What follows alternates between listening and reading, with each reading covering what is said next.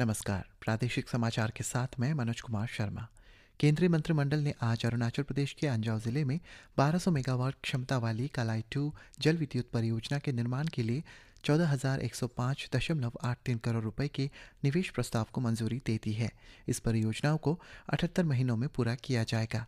इसके अतिरिक्त मंत्रिमंडल ने कामले, क्रादादी और कुरुंग जिलों में 1,720 मेगावाट क्षमता वाली कमला जल विद्युत परियोजनाओं के निर्माण के लिए 26,069.50 करोड़ रुपए के निवेश प्रस्ताव को भी स्वीकृति दे दी है, जिसकी पूर्णता अवधि 96 महीने निर्धारित की गई है।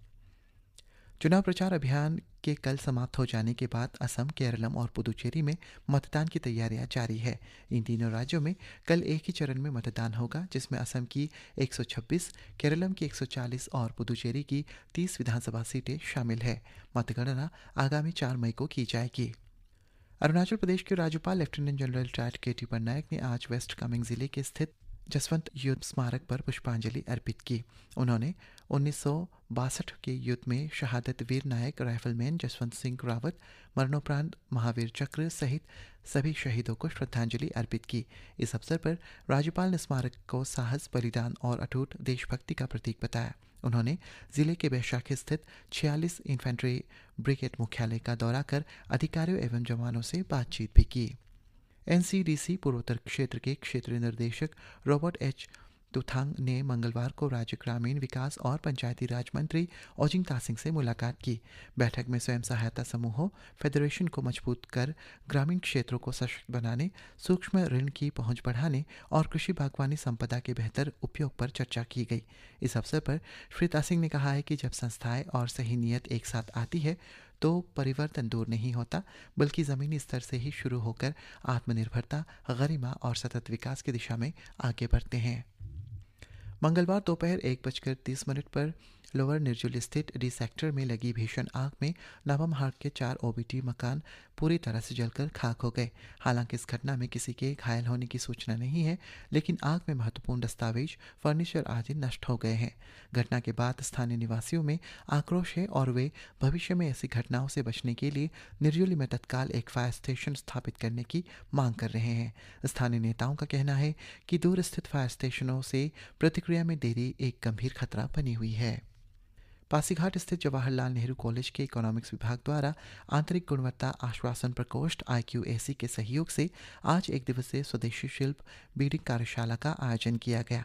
कार्यक्रम में हाउस ऑफ मैकनो की संस्थापक सुश्री निन्ना लगो ने अपने सफ़र को साझा किया, जिसके तहत उन्होंने एक छोटे से MBA प्रोजेक्ट को सफल उद्यम में बदला है।